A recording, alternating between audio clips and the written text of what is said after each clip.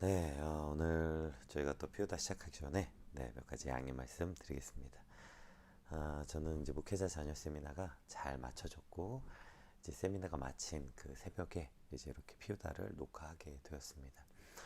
제 목소리를 들으면 아시겠지만, 많은 동역자분들과 여러분의 기도 덕분에 세미나 은혜롭게 잘 맞춰졌고, 그러다 보니까 기도회 때문에 목소리가 이렇게 아주 심히 좋지 않게 되었어요. 그래서 오늘은 최대한 좀 짧은 시간 안에 핵심적인 말씀만 좀 나누길 원하고요.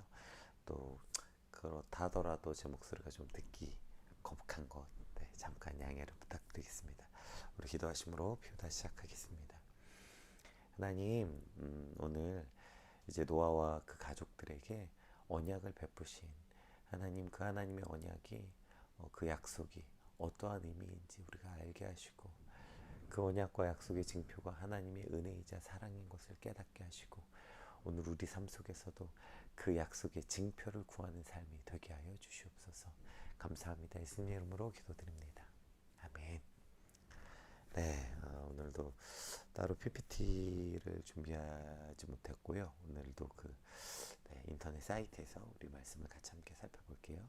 오늘 우리가 함께 살펴볼 말씀은 창세기 9장 1절에서 17절 말씀입니다. 창세기 9장 1절에서 17절까지 말씀 함께 살펴보겠습니다. 하나님이 노아와 그 아들들에게 복을 주시며 그들에게 이르시되 생육하고 번성하여 땅에 충만하라.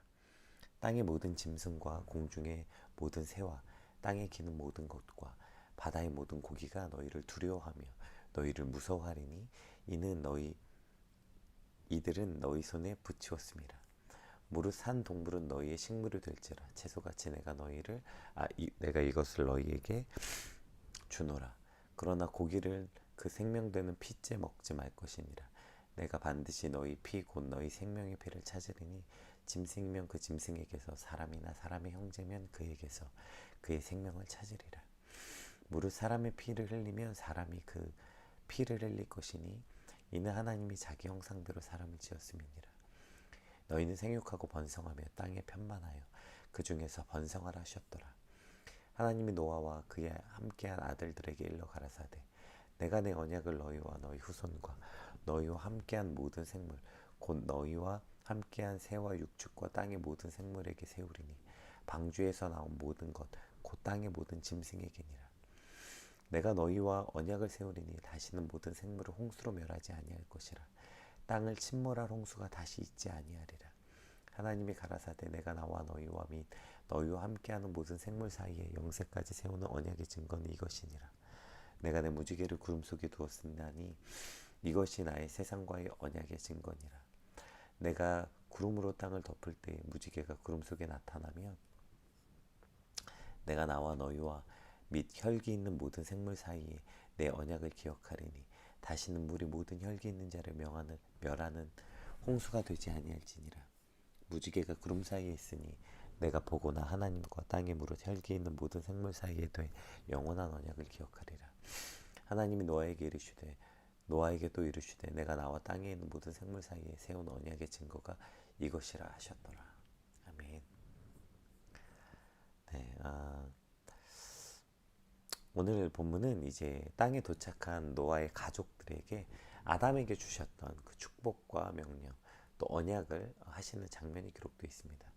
물론 이제 그 동물, 그러니까 아담에게서는 이제 그 타락되기 전에 아담에게 땅에 번성하고 다스리라 했을 때는 그 동물들이 아담에게 거역하지 않는 순종의 모습이었으나 이제 사람도 동물도 이제 모두 왜곡된 것들 가져서 이제 그들의 마음에 두려움을 심어 주셨다. 이제 이런 표현이 나오고요. 또 이제 생명이 있으니까 피째 먹지 마라 이런 이제 내용들이 나옵니다. 우리 또 오늘 본문은 이제 이러한 내용보다 이 하나님이 노아의 가족들에게 세우신 이 언약이 어떠한 의미인지 좀 집중해서 한번 살펴보려고 해요. 1절에 보면 하나님이 노아와 그 아들들에게 복을 주시며 그들에게 이르시되 생육하고 번성하여 땅에 충만하라 이렇게 말씀하셨고요. 7절에도 동일합니다.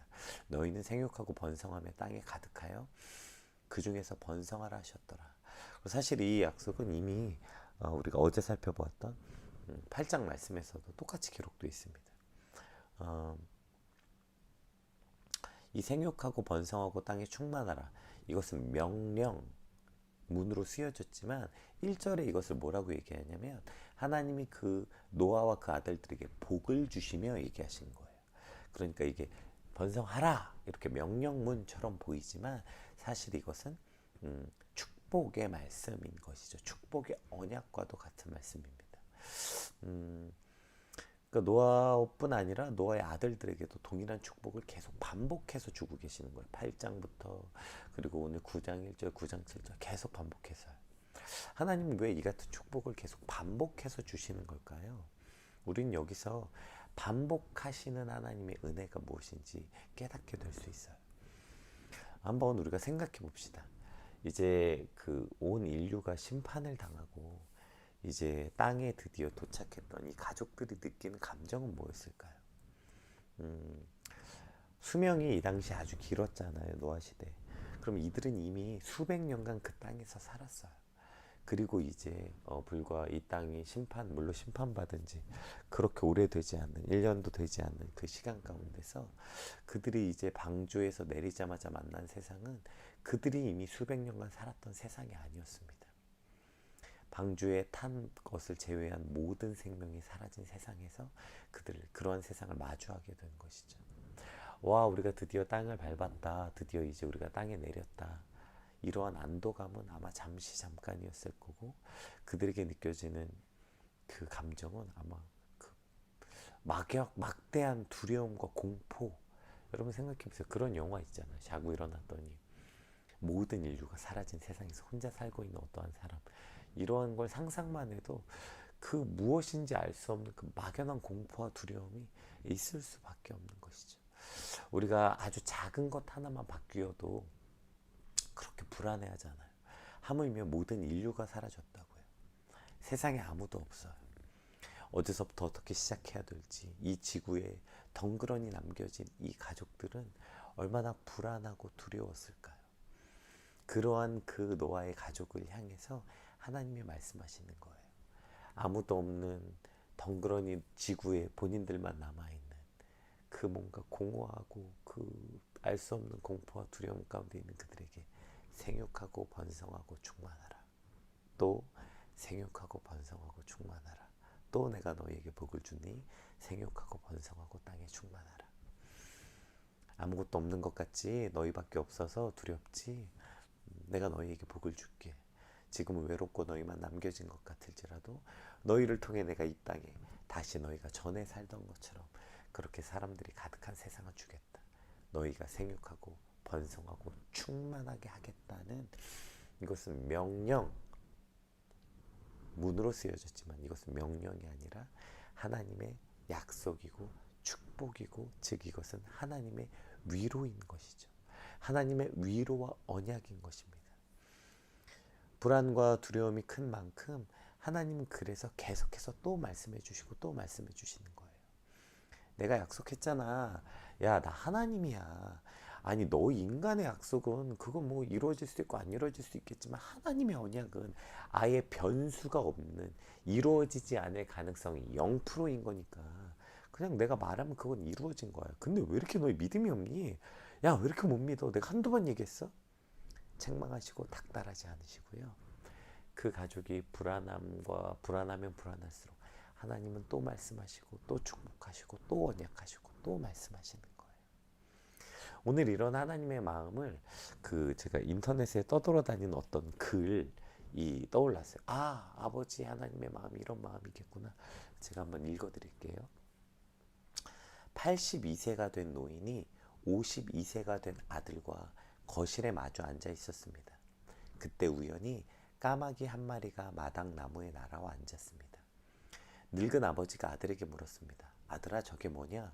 아들은 다정하게 대답합니다. 네, 아버지, 까마귀입니다. 잠시 후 늙은 아버지가 아들에게 다시 물었습니다. 얘야, 저게 뭐냐? 아들은 다시 똑똑한 발음으로 대답합니다. 네, 까마귀입니다. 까마귀요. 잠시 후 늙은 아버지는 아들에게 세 번째 다시 물었습니다. 얘야, 저게 뭐냐? 그러자 아들은 고개를 돌리고 늙은 아버지를 바라보며 큰 소리로 대답했습니다. 네, 아버지, 까마귀요, 까마귀. 아, 그래. 늙은 아버지는 고개를 끄덕였습니다. 그런데 얼마 후 늙은 아버지는 또 물었습니다. 얘야, 저게 뭐냐? 똑같은 질문이 벌써 4번째였습니다. 반복되는 똑같은 질문에 드디어 아들은 짜증이 났습니다. 그래서 고개를 획 돌리면서 퉁명스럽고 큰 목소리로 쏘아붙였습니다. 아, 글쎄 까마귀라니까요. 까마귀 안 들리세요? 아들의 답변에 늙은 아버지가 아들의 답변에 늙은 아버지가 느낄 만큼 충분하게 짜증이 섞여 있었습니다. 늙은 아버지도 그걸 알아차렸습니다.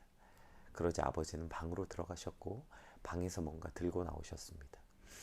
너무 오래돼서 색이 바래진 낡은 아버지의 일기장이었습니다. 늙은 아버지는 그 일기장의 한쪽을 펼치고 아들에게 건네주면서 읽어보라고 말했습니다. 거기엔 이렇게 적혀 있었습니다. 오늘은 까마귀 한 마리가 나무 마당에 날아와 앉았다. 4살 박이 내 아들은 저게 뭐야? 하고 물었다. 내가 응 까마귀란다 하고 대답해주자 까마구? 하고 따라했다. 참 귀엽고 신기했다. 아들이 말을 하다니. 그런데 이 녀석은 저게 뭐야 하면서 조그만 입으로 연거푸 23번을 물었다. 나는 사랑하는 아들을 내 무릎에 앉히고 응 까마귀란다 까마귀. 따라해봐 까마귀 까마귀. 오늘 나는 까마귀라고 똑같은 대답을 23번 하면서 즐거웠다. 오늘 하루는 아들과 행복을 맛보며 대화했다. 내 사랑하는 아들. 네, 이 글을 읽게 됐어요. 오늘 이것이 하나님의 마음인 것을 깨닫게 돼요. 아무도 없는 세상에 불안하고 두려워하고 있는 그 노아와 그 아들들을 향해 하나님은 또 말씀하시고 또 말씀해 주시는 거죠. 이것이 반복해서 말씀하시는 하나님의 사랑과 은혜인 것을 알게 돼요. 내 아들이 불안해하지 않도록 계속 반복해서 또 말씀해 주시고 또 말씀해 주시고 또 축복을 해 주시는 거예요. 오늘 저와 여러분의 인생에도 이렇게 계속해서 말씀해 주시는 하나님의 음성을 듣길 소망합니다. 불안하고 두려운 세상 속에서 하나님 오늘 저와 함께 하십니까? 하나님 나를 도와주세요. 하나님 나를 도와주세요. 하나님 나를 지켜주세요. 나를 지켜주세요. 말할 때마다 야 내가 너 지켜준다고 성경에 써 있잖아. 몇 번을 얘기했니? 내가 몇 번을 말해야 너는 도대체 내 말을 들을 거니? 짜증내지 아니하시고 그래 아들아 내가 너를 지켜준단다. 내가 너와 함께 한단다. 내가 너를 보호하고 내가 너의 아버지가 되신단다. 아버지가 돼준단다. 또 약속하시고 또 말씀해 주시는 그 반복해 주시는 하나님의 놀라운 은혜 그 음성이 오늘 저와 여러분의 삶 가운데 충만하여지길 축복합니다. 오늘 이제 본문 말씀 8절 이하에는 하나님이 이제 무지개로 다시는 물로 이 땅을 심판하지 않겠다 약속해 주시고 이제 그 약속의 징표로 무지개를 주십니다. 그런데 오늘 이 무지개 역시 그저 약속의 징표인 것뿐 아니라 이것이 바로 하나님의 사랑의 징표인 것을 깨닫게 돼요. 우리가 어떠한 큰 사건을 겪으면 그것을 트라우마라고 부르잖아요. 사실 인간이 겪는 트라우마 중에 과연 노아의 가족보다 더 큰 트라우마를 가진 사람이 있을까요? 여러분 노아의 가족은 심판을 경험했어요. 이 땅에 누구도 심판을 경험한 인간은 없습니다. 온 인류와 온 지구를 물로 쓸어버리셨어요. 성경에 써있는 표현 그대로죠. 이러한 트라우마, 하나님의 그 심판을 경험한 여러분 이러한 트라우마가 얼마나 큰 트라우마였을까요? 한번 상상해 보자고요. 어쩌면 비가 오기만 해도 이들은 벌벌 두려움에 떨며 살아야 했을지도 몰라요. 먹구름이 끼고 비가 올 징조만 보여도 아마 그들은 방주로 뛰어 들어갔을지도 모릅니다. 늘 그렇게 불안함과 두려움에 언제 비가 올지 또 비로 이 땅이 망할지 심판당할지 아마 어쩌면 평생을 트라우마에 빠져 살아갈 수도 있지 않았을까요? 그런데 오늘 하나님께서는 이제 그들에게 내가 다시 물로 심판하지 않겠다고 언약을 해주세요. 아까 얘기했던 것처럼 하나님의 언약은 안 지켜질 가능성이 0%입니다. 그럼 그걸 믿으면 되는데 근데 우리는 하나님의 말씀만으로 못 믿는 거예요. 그게 인간의 한계인 거죠.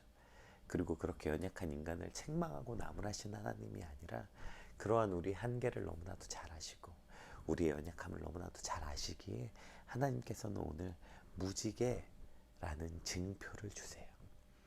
여러분, 저는 나이가 지금 40이 넘었는데도 어느 날 지나가다가 무지개를 보면 그냥 바로 첫 번째 나오는 반응이 와, 무지개다 예요. 여전히 와, 무지개다 라고요. 무지개를 볼 때마다 그 무지개가 주는 신비로움, 무지개가 주는 그 아름다움, 무지개가 주는 그 알 수 없는 뭔가 기쁨, 이게 존재하는 거예요. 그런데 그 처음 무지개를 보았던 그 노아의 가족들은 어땠을까요? 그 무지개가 얼마나 아름답고 신비한 경험이었을까요? 비가 올 때마다 늘 두려움에 떨어야 했던 비가 이제는 더 이상 두려움의 상징이 아니라 비가 그치면 떠오르게 될 무지개를 소망하고 기대하게 되는 거예요. 이제 비는 고통의 상징이 아니라 언약의 상징, 기쁨의 상징으로 바꾸어 주신 것이죠. 그래서 무지개가 언약의 징표인 거고 무지개가 사랑의 징표인 것입니다. 오늘 저와 여러분에게도 마찬가지 아니겠습니까? 오늘 우리에게 이 비와 같은 두려움은 무엇입니까? 비가 오는 그 느낌만 나도 두려움에 떨어야 했던 노아의 가족들, 어쩌면 방주 바깥으로 한 발자국 나가지 못할 것 같은 두려움에 휩싸였던 그 모든 상황들, 아마 오늘 말씀 앞에 나온 우리는 각각의 다른 이 비와 같은 트라우마를 갖고 있을지도 모르겠어요. 그런데 하나님은 그 두려움이 변하여, 네, 그 두려움이 변하여 이제는 그 두려움의 상징이었던 비가 새로운 희망과 기대와 약속의 징표로 바꾸어 주시게 되는 것이죠. 비만 오면 두려움에 떨어 숨는 것이 아니라 그 뒤에 보이게 될 무지개를 기대하고 소망을 품게 하시는 것, 이것이 바로 하나님의 은혜이며 하나님의 사랑이 되는 것입니다. 오늘 이 무지개를 간구합시다. 하나님, 내게 이 무지개를 소망하게 하여 주시옵소서. 또 오늘 하루 삶 가운데 수많은 두려움이 몰려옵니다. 고통이 몰려옵니다. 주님, 그러나 그 앞에 두려움에 떠는 것이 아니라 그 두려움 속에 일하시는 하나님을 소망하는 무지개를 바라보게 하여 주시옵소서. 우리 같이 오늘 반복해서 약속해 주신 하나님의 언약도, 또 이 무지개도 연약하고 부족한 우리를 잘 아는 아버지 하나님의 사랑인 것을 깨닫게 됩니다. 하나님, 내 삶에 이 하나님의 사랑으로 충만한 오늘이 되게 하여 주시옵소서. 우리 같이 받은 말씀 놓고 함께 기도하겠습니다. 기도합시다.